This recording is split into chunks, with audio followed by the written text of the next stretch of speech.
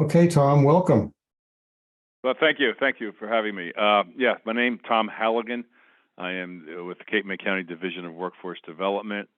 Uh, just quickly, we are a federal operation, the U.S. Department of Labor. The funds are sent down to every state in the country, and every state divides the funding to every municipality in the country. So we are the one-stop career center located in Rio Grande and Cape May County. There's one in Atlantic County. There's one in Cumberland County, throughout the state, throughout the country.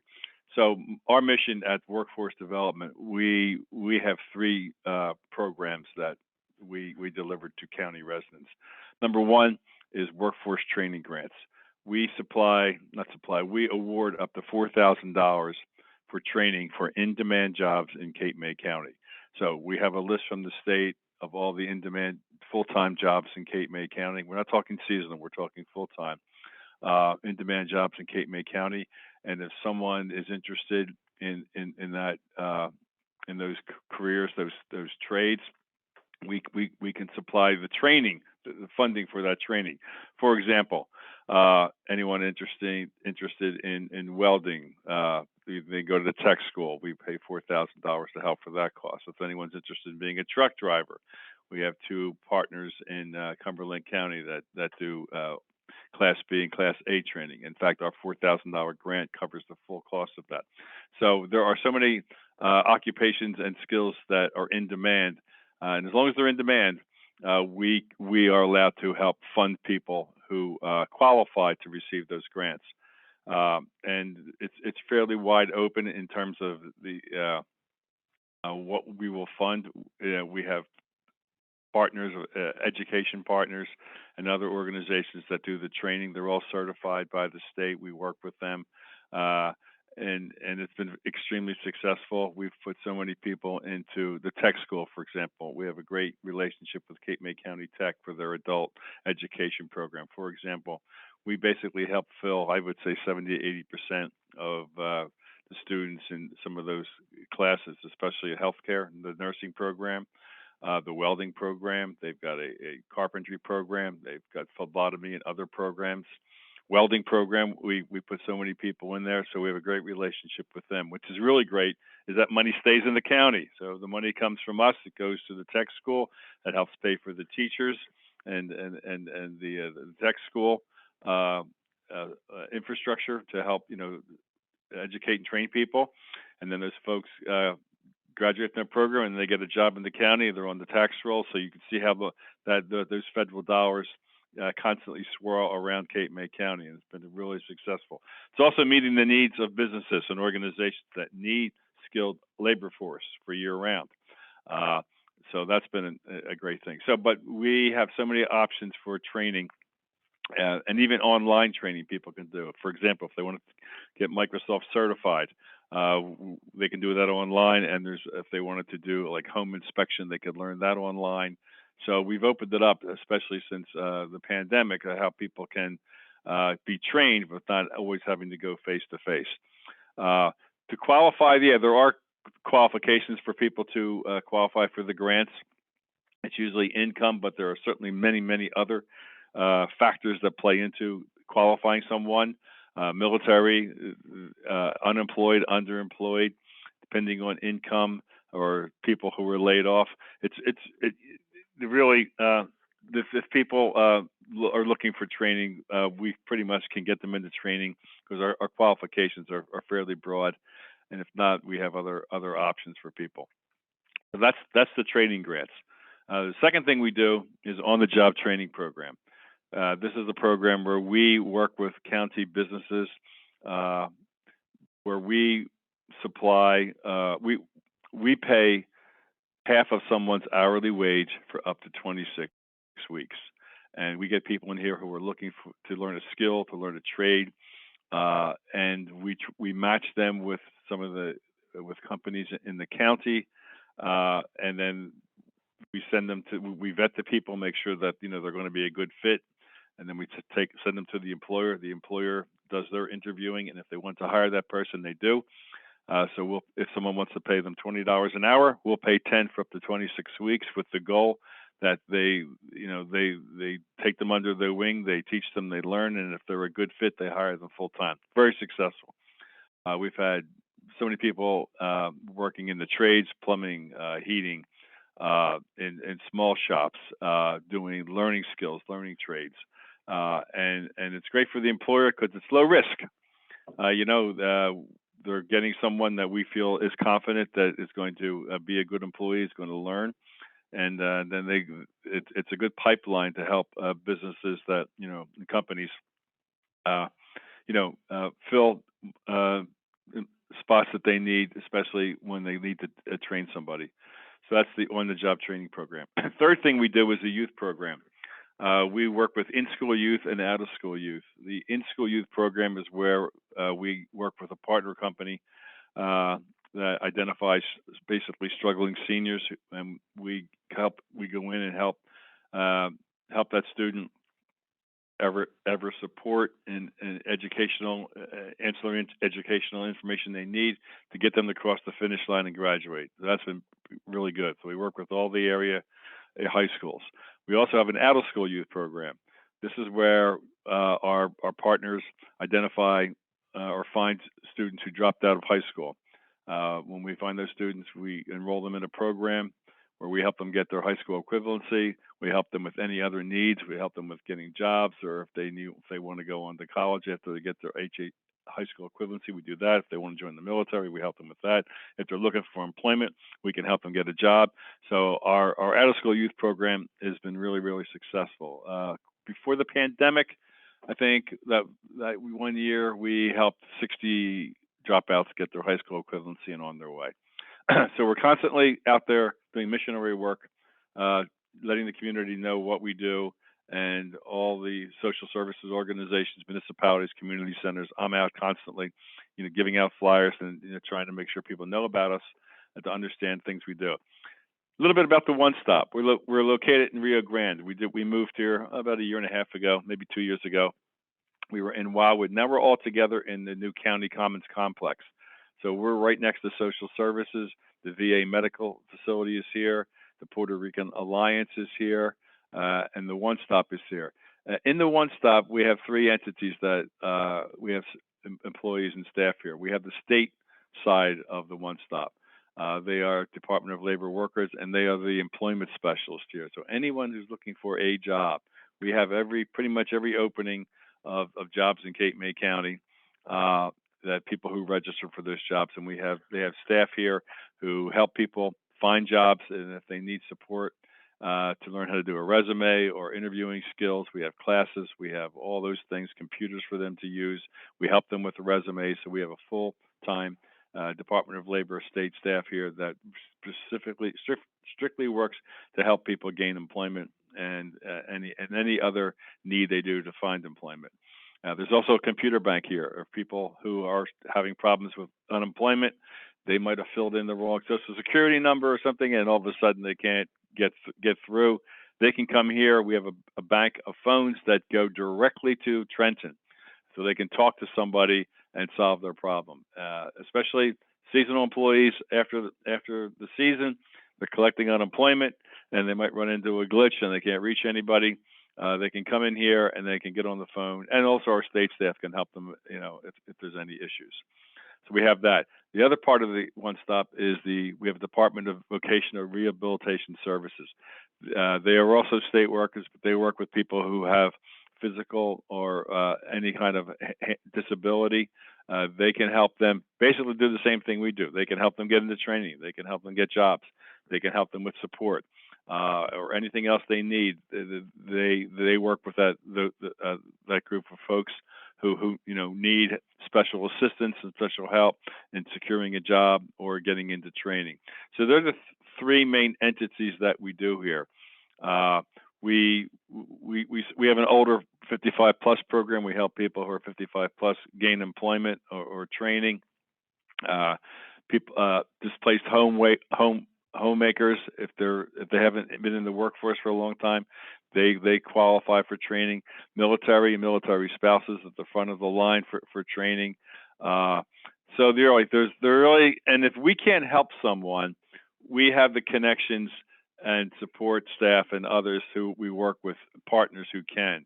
So our goal here is this simple. If anyone walks through the door, they do not leave here unless they walk out of here with some pearl, with feeling better because they know they're going to get support, or we're going to get them with the right people to help them on the way. People come in here who are homeless. We help them. We work with social services.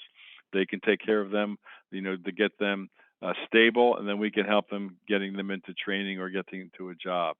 Uh, People who have been chronically unemployed. Again, we have classes where they have to come in here, mandated by social services, where we help them retrain for everything they need to re-enter the workforce.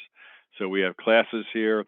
We've got professionals here to help people, to guide people, and there pretty much isn't anything we can't do to help somebody get back on their feet and get into the workforce and get the training we need. And it's really great for the county businesses that obviously there's a major shortage of workers in a lot of year-round professions. We hear that all the time. So we're here to help, fill that gap, because we do get the people in here who do want, to work full time, or even work the long shoulder seasons. Is some of the hospitality industry down here. So we work with a lot of businesses. We work with a lot of people who come to us and say, "Hey, we need people. We're looking for this type of folks." So we're really engaged with the community. We work with the business community, and so that's really, in a nutshell, what we do.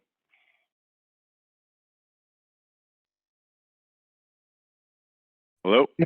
Thank you, Tom. That was a Yep. very good review. I have a couple of questions. There's been a lot of talk about agro-tourism and so forth. Do you have any connections with what are called green jobs in Cape May County? Is that a growing field with these smaller farms? Yeah, it is. It really is a growing field in Cape May County. Actually throughout the state, but in Cape May County specifically, all of the farms and the breweries and the wineries and the quote eco tour is really picked up, especially in Cape May County. There are wine tours every weekend. There are brewery tours. There are farm to table tours. I mean, specifically, Curtis Bashaw, Congress Hall. He owns Beach Plum Farm. They have all of that farm to table, and then that's packed on weekends during the week events. There are actually even the marijuana dispensaries. There's one opening up in West Cape May. And I think someone's trying to do some opening up a cultivation farm in I think in Cumberland County or somewhere. There's a lot of activity and a lot of people who come specifically for the environmental / eco tourism, and they're seeing more of that. They're looking for organic products and services. So there's hiking, there's trailing. Someone even in Cape May opened up on the old railway.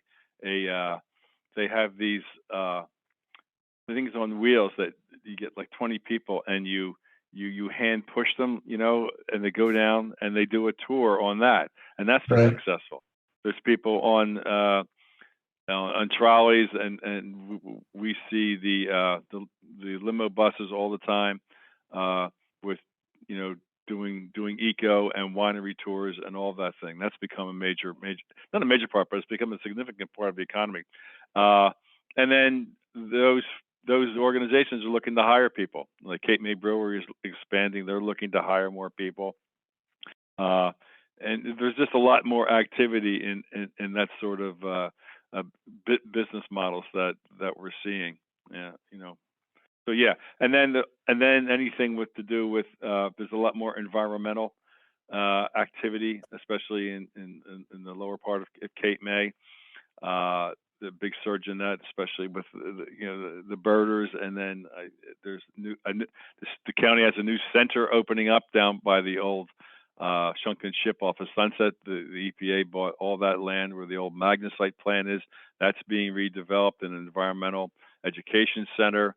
There was the old, in Cape May Point, for example, St. Mary's was the retreat house for the nuns. They gave that to a local group that is making that into an education environmental center. I believe they may be working with Stockton or Rutgers on that.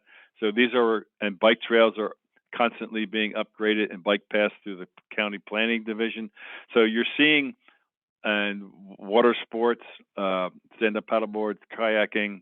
There's more people surfing than ever. So you're seeing a lot more people taking advantage of what the county can offer, and delivering all of these really good outdoor activities. And that we're seeing that everywhere. So yeah, so people are getting into that lifestyle, and it's more employment and it's more revenue for the county in general. That sounds great. Could you just a little bit more on your the item about working with the youth in school and the ones that maybe are the hadn't finished high school, the GEDs and so forth? There's been a lot of conversation about young people today who employers want to get them, I guess you'd call them apprentice ready, to be able to actually be able to cope with the training that might be available. How far down in school did this happen? Are these young people that are like 18 to 20 years old, or are they people that have left school maybe and they're only like 16? How's that work? Yeah, our in-school youth program is really dedicated for like juniors and seniors, where they're identified that they have barriers, educational barriers or other barriers that could possibly impede them graduating. And the guidance counselors recognize these students and tell them about the program. And if they're interested in the program, that's when our staffs go down and talk to them and sign them up and tell them about the program. That's been successful. So, and that's, all the high schools, those who want to participate in it. We have Wildwood Middle, Lower. Yeah, they've been interested in the program. We've helped a lot of kids. The out of school program is where we work with Jersey Cape Diagnostics. They're in Rio Grande, and they identify, or they have partners throughout the county and others who know about these programs, and they will recommend kids who drop out. Hey, you got to go here. You got to go talk to these people. They can help you. Or we do it word of mouth, or they just learn about us. Yesterday I was at two community centers. I was in White Sparrow at the Martin Luther King Center, and then I was at the Middle Township Rec Center, passing out information, reminding people that, hey, if kids come in here and if they dropped out, they got to call us. So I've been doing that up and down the county. I'll be out in Upper Township and Memorial, Dennis, doing the same thing with community centers, churches, food banks, on and on, to let people know that if they identify somebody who dropped out of school or needs help, they need to call us. So we're doing that kind of outreach to make sure it's happened. But again, this is important, that the feds identify youth as age 18 to 24.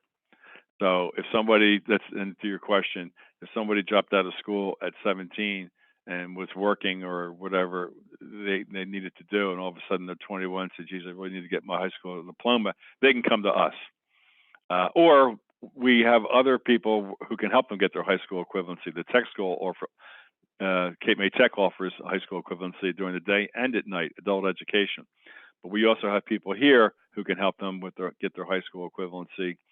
Or if they're youth and they want to get the extended services, they can work with our partner, get their high school equivalency, get other support services, maybe get a stipend to go to a job, help them with employment. Or help them with an on-the-job training. So we can work with dropouts, and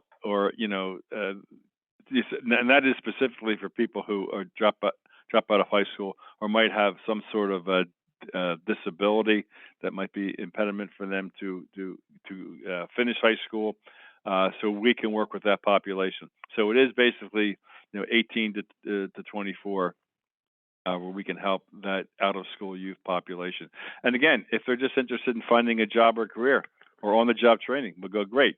Listen, let's say we'll get you a job during the day, and or on job, and at night you can go over to the tech school and get your high school equivalency. Oh, that's a great deal because I need money, but I want to get it. Good, we can do this, and you can help train online.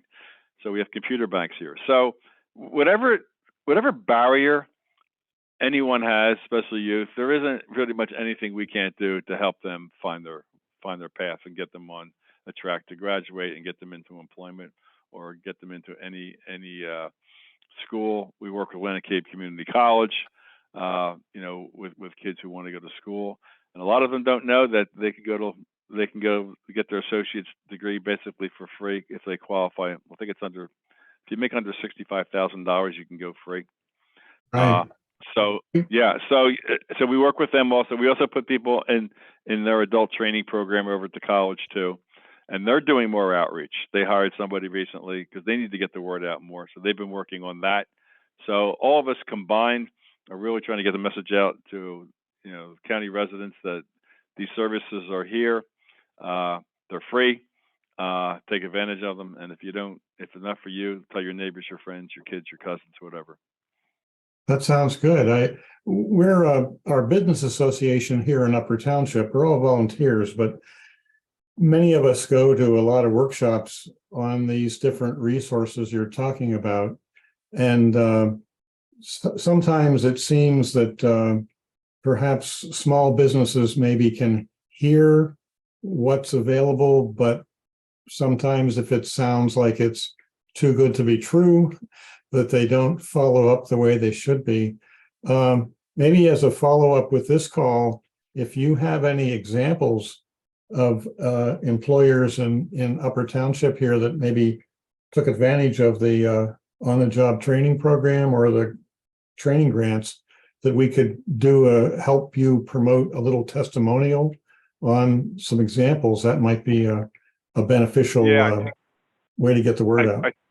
I think we do. I have an on-the-job training specialist who does this full time. I'll look at the spreadsheet and see if I identify. I know we've got some folks up in Upper we placed in some businesses. So I'll ping him and I can. My previous career was I was a journalist editor, so I can write something up and send it to you. But it's been successful, and it's small businesses. Hey, as long as they can teach them a trade or a skill, that's it really to qualify. And the paperwork isn't a lot, really isn't. It's just timesheets and an evaluation, and and if there's any issues, they call us. But we really try to make sure that it's a good fit. I mean, we test the people when they come in to make sure that, hey, you're good at this. Didn't you know that? Yeah, I thought I was. Or you're good with your hands, or you're mechanical. Or they say, well, I'm scared of heights. Well, you're not going to be working on, climbing poles then. All right, let's keep you on the ground. So we really try to match people with, what their skill set is or what they're really, really interested in. And that means a lot, as you both know in business. So someone's really interested and will go through a wall to learn that trade and keep and learn that job, they'll do that. And they're the folks that we usually get who are really interested and motivated, and that's important. So I can do that for you. That'd be great. That the motivational part is something that hopefully that people bring to the table when they come. And a lot of what you talked about comes back to, I guess, what we used to call lifelong learning skills, because over time, jobs change and careers change. But if they have these fundamentals, can go a long way. It does. I agree. This has been very helpful. I really appreciate your sharing this with us. I'm sorry we couldn't get the full Zoom thing to work, but what we'll do is we'll share some of your handouts and have links on our website. And then we run a lot of information tables at different events with our business association. So we'll get some copies of some of your material and make sure we're connecting our members with what you have in your resources. So I really appreciate you Yeah, sharing it with us. yeah, absolutely. I mean, and actually, I know I'll be up in upper again probably next week and the week after, handing out as much information I can to all the organizations that work with us or touch those populations that can send people to us, and they've been great. I mean, even the police chiefs, the police know about us. So if they run into somebody and somehow they figure out, hey, this kid needs help or is trouble, let's say, hey, listen, you need to make a call. Here's the number. You need to call these people. So the police, the schools, the social organizations, the community centers, the rec centers, all those stakeholders are helping, sending people who may not know about us to us so we can help them. And it's really, I mean, for a federal program, this works. Cape May County has one of the highest success rates in the state in terms of placing people in training and getting certificates and training. And this is really important. The last thing I'll say, the government really wants to see outcome. They want to see somebody complete certification or get a certificate. And this is a grant program, which means people just can't come in and say, I need the money, I'm going here. You have to qualify. You have to go through a lot of hoops to get that grant with our counselors to make sure you're going to be successful and complete your training. We don't want people to come in to go to training and drop out because of some unforeseen circumstances. We try to mitigate those circumstances in terms of child care. If they don't have transportation, we will provide stipends for gas or bus tickets. So we do all those support services too to make sure people are going to be successful in training. And that's important because a lot of the people, they just don't have the funding to maybe drive to training. Well, we can give them a gas stipend for that. So these are the type of things we do, and we need to spread the word. So I really appreciate the opportunity, at least giving you an overview of everything, and I'm sure we'll be following up further with more details and information. Okay, thank That's you my very story. much. Thank you. All right.